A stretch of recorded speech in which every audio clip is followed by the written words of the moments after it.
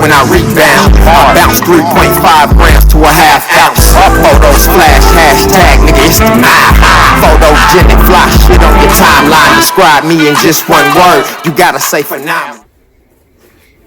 What's good, Q? What's good, man? What's happening, man? Man, same old thing, man. Just looking at it, man. That's right. That's right. You been good since the last time? I have, man. I want to send a shout out to Kobe Bryant, though, and his family, man. For real. You know? Indeed. We just lost a legend, and, man, kind of hurt. For sure. I think the whole world is hurting behind that, The whole world man. hurt behind that, man. Yeah, indeed. The whole world, man. You feel me? He meant so much to a lot of kids and a lot of us, you know? Yep. Whole lot. So, shout out to them. rest in peace, Kobe Bryant, man. You know? Tell me, man. What is your creative process when writing a rhyme? Is there any ritual you like to do before doing it? I mean, you got any lucky pen or pad or what? I don't actually smoke. Smoke, you know what I'm saying? The finest. You need to, for me anyway, I don't need it, but yeah. But also, man, I mean, I could just like actually go through something. You know what I mean? Like I could have an argument with, you know what I'm saying, somebody, or, you know what I'm saying, lose something, or feel excited, and then that'll motivate a song too. You know what I'm saying? It ain't always got to be just, you know, sometimes a feeling just motivates a song, but yeah, man, I'm gonna need some smoke, man, while I'm writing. You know what I mean? For sure, for sure. Tell me, bro, what type of beats do you like to write to? Any kind of preference? I like sample type beats, man. I like beats with sample. Like I'm still in the 2000 era with the shit, man. Like when Kanye first came out and shit, and he dropped them dope ass beats with the samples and shit. I like that type of shit, most definitely. West Coast beats, you know, with like an East Coast feel though, like unorthodox drum lines. You know what I'm saying? I don't really like the norm. You know, everybody rapping to these like 808s and, you know what I'm saying, hype beats and stuff like that, or drill beats. You know what I'm saying? I like to be real particular. Something that you might not hear. Old 70s samples, old jazz samples. That's what I look for. You know what I mean? Or remakes of music that I grew up to. You know what I'm saying? 90s music. You know what I'm saying? So if you got a sample or anything like that, some Tevin Campbell, or you know what I mean? The good shit. For sure.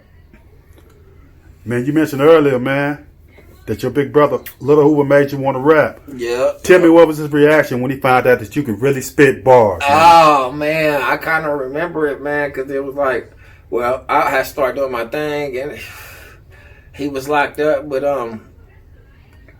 shit, man, I just remember, I could just remember so much with this guy, but, I remember when I couldn't even rap for nothing but 2 bars, but so when he seen me get past that, he was excited. He pretty much told me, like, you know, he always knew to be good, you know, so he was dope. He was one of the first people to tell me, like, actually, I was dope, so.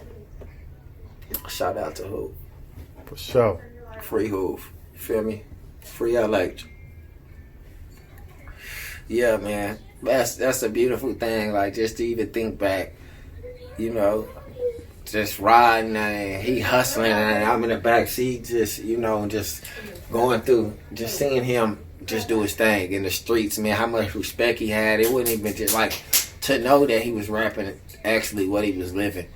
You know what I'm saying? And me being this little brother seeing it firsthand, I think really that was just like astonishing. And then for him to plant a seed, you know, I plant seeds in your thoughts because I want to see you blossom.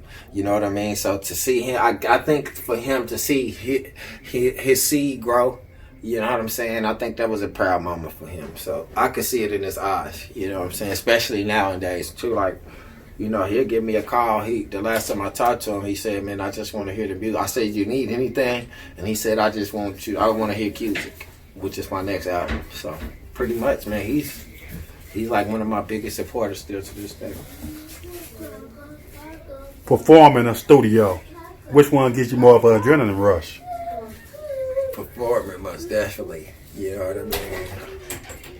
It's like studio sessions is fairly easy. I mean, you know, I'm pretty much prepared for a studio session. I'm prepared. You feel me? I got my words memorized, the beat. I know when to take my breaths, things like that. But on stage, man, you just never know the kind of reaction you gonna get. You know what I'm saying? You just never know. I've had nights that I feel like this is my night. I'm gonna kill it, and then it don't go like that.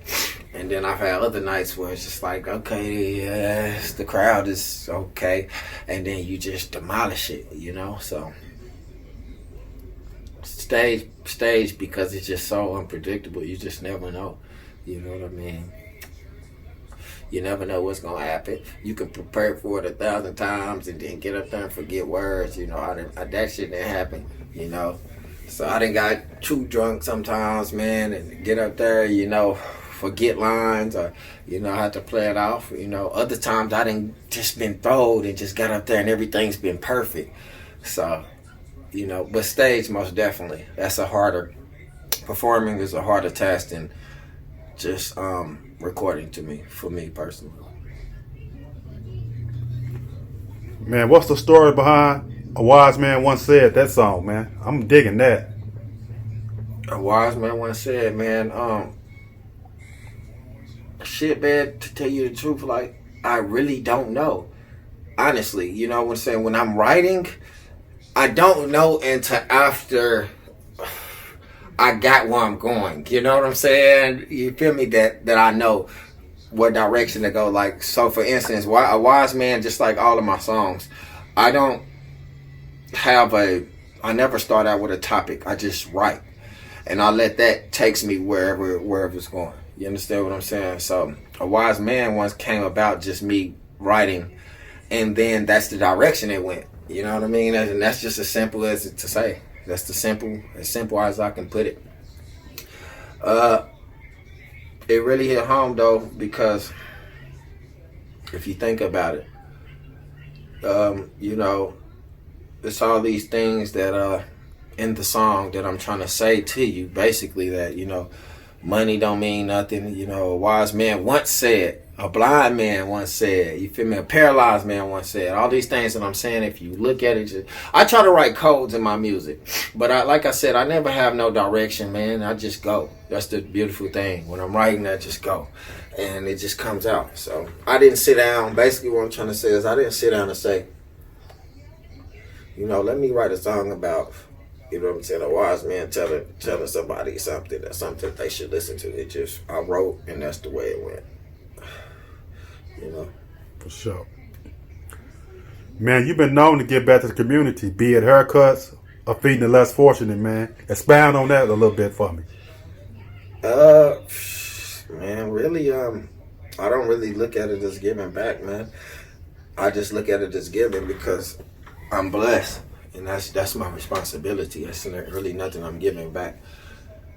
Also, I believe that God teaches me that another form of paying tithes is giving back to those less fortunate. So I try to do it in that aspect also, as a form of paying my tithes and my services to God. But I just feel like if I have $40 million, it's not for me to have $40 million. You know what I mean? Or if I had a 52 bedroom house, it's not for me to have 52 rooms. You know what I'm saying? I feel like I need to have 51 people in here, you know what I'm saying, who need it. You understand what I'm saying? When you bless, it's your responsibility to give blessings, not to stack up your blessings. You understand what I'm saying? So that's just why I give back, because God blessed me with abundance, and it's not to keep for myself. I don't really feel like that. You know what I mean? So what good is it to gain the world? You know what I'm saying? And lose your soul. If I gain the world, we got the world. You know what I'm saying?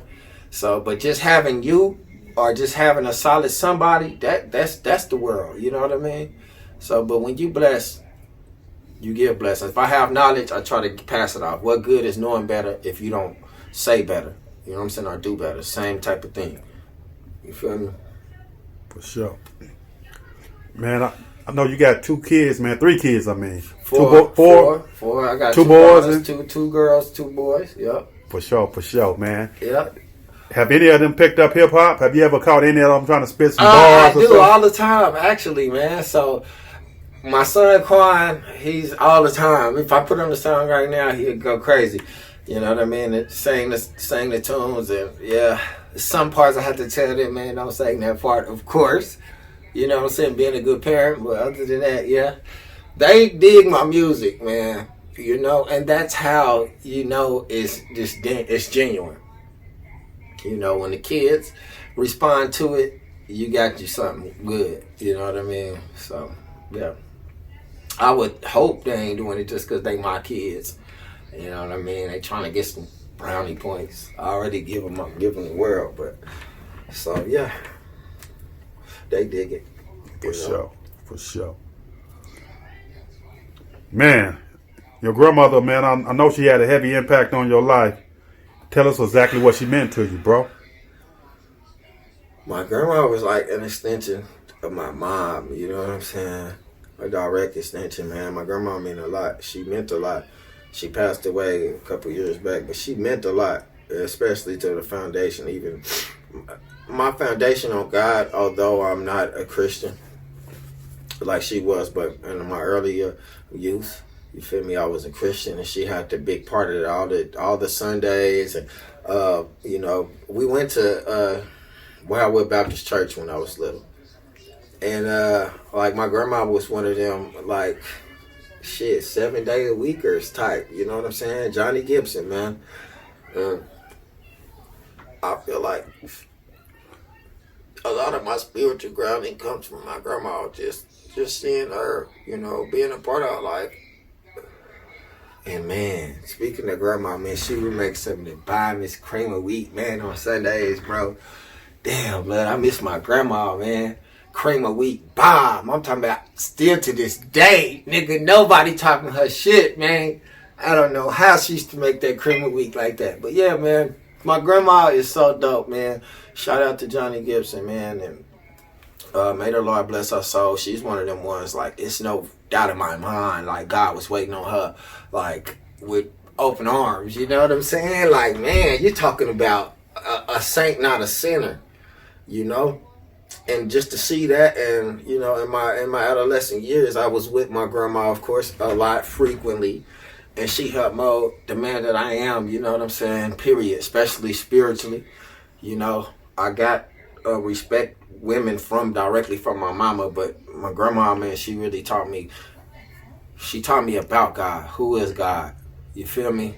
I remember sleeping in church, going to sleep, getting a thump. Wow. You know what I mean? She was like, to respect God was like a big thing, you know?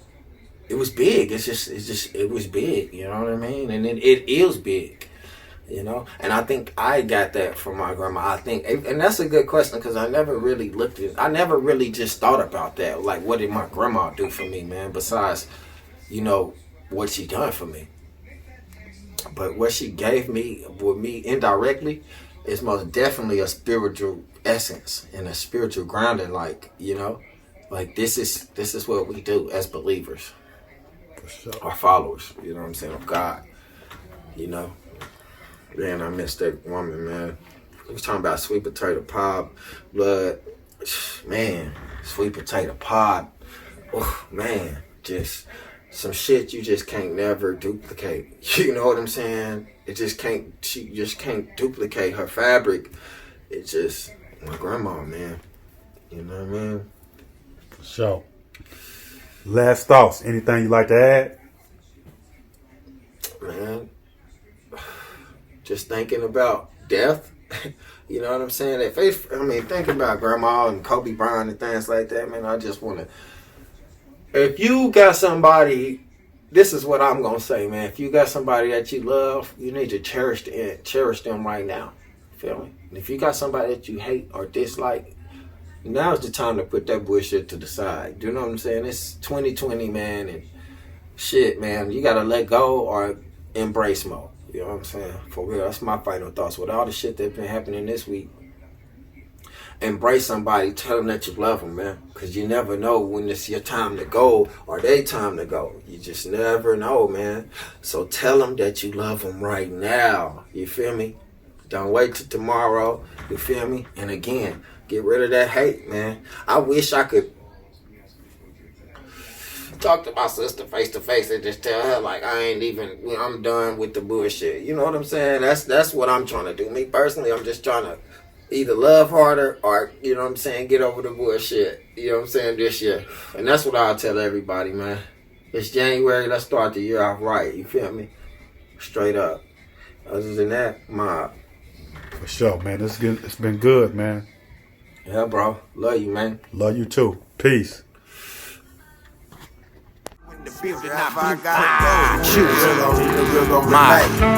Can I give up because I wanna be great? Minimum wage, a nigga wanna be paid. Sacrifices in the streets that I make. It's whatever I gotta do. Dear God, whatever I gotta do. Like why whatever I gotta do. Fingerprints in the clouds. I can Whatever.